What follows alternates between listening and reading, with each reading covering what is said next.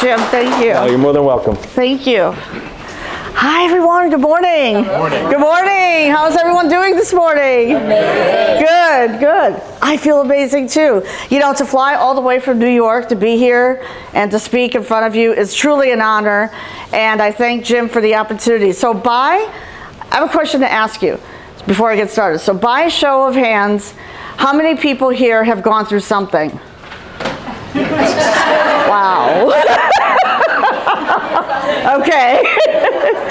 So I came to the right place. Okay. So today I'm going to be talking about how you can overcome things, whether it's trauma. So my name is Angeline. So I am the founder and CEO of Let's Break the Silence. And today I'm going to be talking about tools and techniques to heal. So, you know, my specialties is empowering women and men with tools to heal and to live the life they truly deserve to live. Because we do deserve to live a life filled with abundance and wealth. And I discovered that. I was on a path of rediscovery. So let me go to the next slide. Okay. And I have notes, so don't. Okay. Oops. Okay, hold on one second. Okay, so this is just a brief introduction of myself. So, as you know, Jim, spoke about my journey and everything. So, I experienced similar struggles. So I know what it's like, and I'm determined to provide guidance and community so women and men can thrive and be victorious in their lives. So, what type of things have you gone through? By a show of hands, anyone want to volunteer? Dawn? Domestic violence, drug addiction, and homelessness. Wow. You're a hero. I had the pleasure of meeting Dawn 2 months ago at a women's Christian conference here in San Diego. So Dawn is my VIP guest, and I'm very, very proud of her journey to overcome all of that. How about anyone else? Anyone? Oh. Yeah, I moved to this country 10 years ago without knowing anybody, no English, Okay. no parents, relatives from Ukraine, by myself, and just started my journey. That's awesome. That's amazing. Good for you. Good for you. Anyone else? Oh, there she is. Overcoming extreme fatigue. Okay. Gallstones, 2 heart surgeries, hip replacement, going from very insecure to unconditional confidence, building a practice in the field that nobody does and nobody says you can't. Wow. That's a lot that you went through. It's a lot that you've gone through. So anyone, you're a strong woman. So you are a very strong woman. So,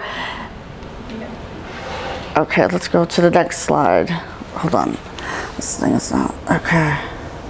So I myself overcame domestic violence and trauma. So, in case of Dawn, so domestic violence is a willful intimidation, physical assault, battery, sexual assault, and or other abusive behavior. So this subject, I feel, I'm very passionate about empowering women and men because men do also go through some sort of trauma. And this is a subject that a lot of people don't want to talk about. They don't want to talk about it because they feel, I don't know why, but they just don't, they feel ashamed and, to talk about this. But I was doing some research, and in the US alone, more than 10 million adults experience domestic violence annually. So if each of these adults experienced only one incidence of violence, an adult in the US would experience violence every 3 seconds. However, because domestic violence is a pattern, many experience repeated acts of abuse annually. So an incident of abuse happens far more frequently than every 3 seconds. So 1 in 4 women and 1 in 10 men experience sexual violence, physical violence, and or stalking by an intimate partner. And these statistics are really alarming, and it does have a physical and mental impact. However, there's hope. However, there is hope. And through my journey, 14 and a half years ago, I I found myself in a very bad place. I was living in New York City, and I was basically homeless, and I lived like a gypsy for 1 year. But what I did was, I surrendered my pride and ego, I stepped into my own power, and I started to invest in myself in personal development. So I went on a journey of self-discovery because I just had enough. I was subjected to financial abuse. I was $50,000 in debt, and I had no idea where I was going. But I knew that I had a vision. I had a vision and I had a dream of where I wanted to go. So, so what I want to say is this: there is hope. There is hope out there. There's light. There's a silver lining. So I'm here because I want to empower all of you. If you're going through something, don't be afraid to speak up. Use your voice. There is power in your voice. And I chose not to be silent anymore. And I chose to step into victory. Because I know I deserved a better life. Right, that's right, right? That's right. Thank you. Okay. So a lot of survivors are afraid to break the silence. So what happens in this case? So they're afraid to break their silence based on shame and being feared of being judged. And in my experience, when male and female survivors come forward with their stories, they experience freedom and at the same time vulnerability. So there is vulnerability in sharing your story. And this is one of the reasons why I started my podcast, Let's Break the Silence with Angeline, because I had a vision, and I started this 2 months before COVID hit, because I wanted to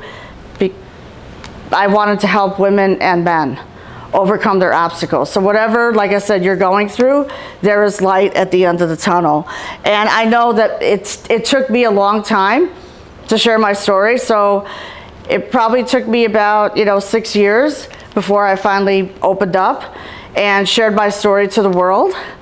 I took my camera, I went Facebook Live in my living room, camera was shaking.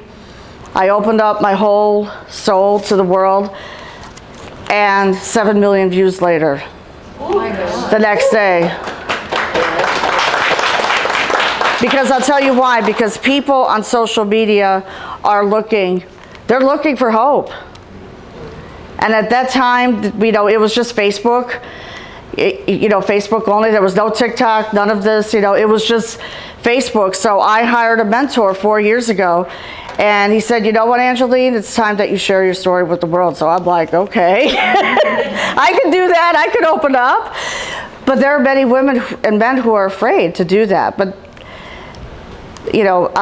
so I was afraid for a long time. And like I said, it took me about 8 years to open up to the whole world. So imagine yourself in your living room going live on Facebook, camera shaking, I'm not smiling, I'm shaking, all this, but I was live for 15 minutes and then that's it.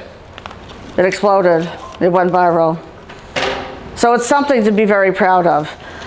It's something to be very proud of. So, but there is vulnerability in sharing your story. So I shared a brief overview of my experience with domestic violence, and I made a decision to surrender and stop playing the victim. You can only be in survival mode for so long. And I chose to surrender. I just surrendered my pride and ego. I pushed the fear away, and I took ownership and went on a path of self-discovery. So now I'm going to be talking about healing techniques, and I'm going to break down 3 healing techniques that I used in my journey, in my self-discovery. So I was in therapy for 1 year, and I started self-care practices such as going out by myself, practice self-love, because when you love yourself, you can love on others. And that was huge for me. That was huge for me. And I practiced self-love techniques. I did meditation. To this day, I do my gratitude meditation in the morning. So when I first wake up in the morning, I do not look at the phone. I do not look at the phone. I just, like, I sit there in bed and I'm, you know, clasping my blanket and I'm just focused on gratitude. Focus on gratitude. So I do gratitude meditations, I journal. I joined support groups at that time that really helped me, and I got myself involved in the online space. And I began my journey of personal and self-development, which 1 year later I claimed victory from domestic violence. So I invested in myself, and I invested, now today, I invested myself to be here. In myself to be here, and I'm so glad to be here with all of you. Thank you. You're all kind, thank you. And I love San Diego. Yeah, San Diego, I love San Diego.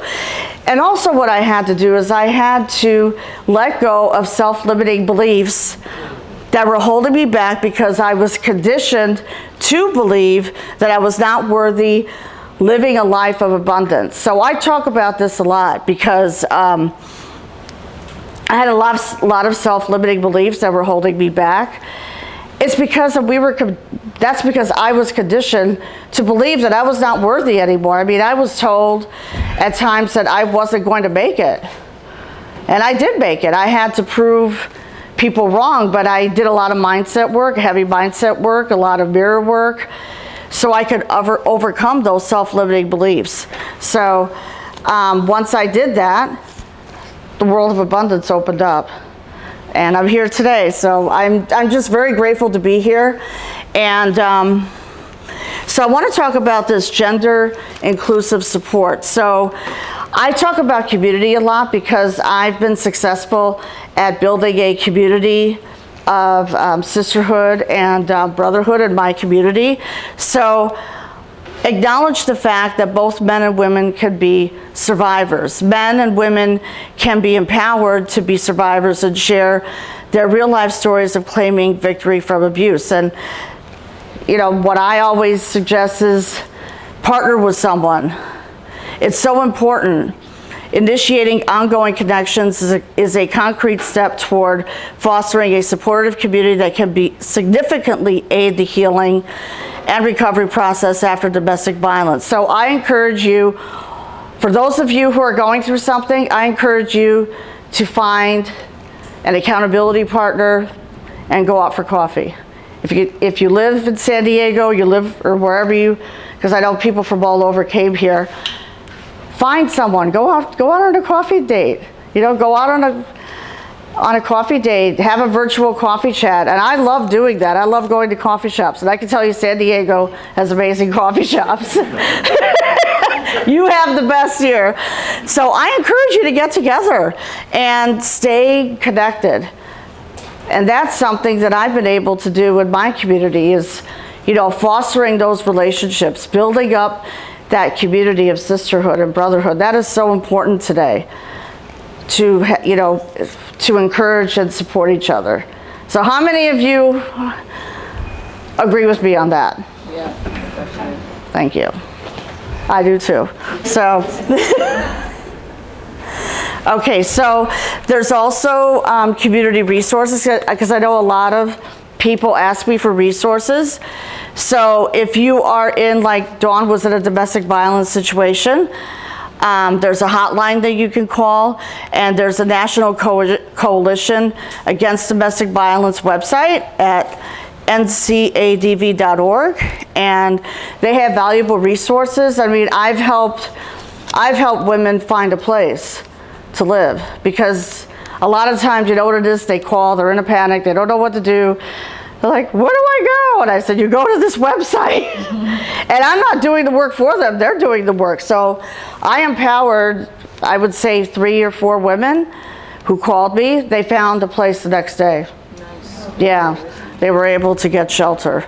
Because a lot of my, you know, a lot of women are single moms now. So they're looking for shelter for their children. So so that's really, really important. And like I said, building a supportive community. We cannot do life alone. There's no way we can do life alone.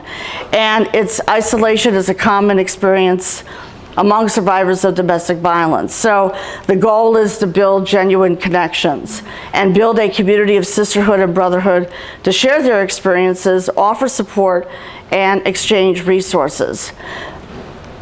So I talked about scheduling a coffee date and all that, so this is good. So overcoming stigma. So there is a stigma associated with domestic violence and trauma because there's a lot of shame and victim blaming that goes along with that. And it's because, like myself, I was afraid to be judged by my own family and some friends of mine. But like I said, I decided to step out of that and step into my own power and true calling, and to amplify my voice and help others break their silence, because there is power in your voice.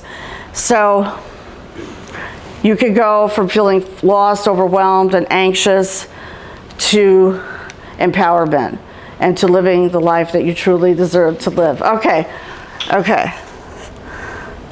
So moving forward, just what I had to do was get out of victim mode by shifting and letting go of your self-limiting beliefs through everyday tasks.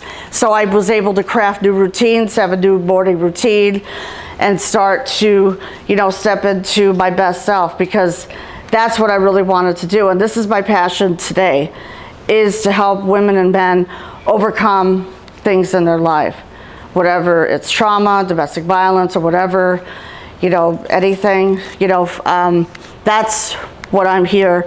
And actually, it's not your fault.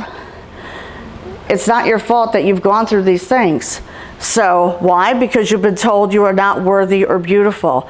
Survivors are not defined by the beliefs they were forced upon them.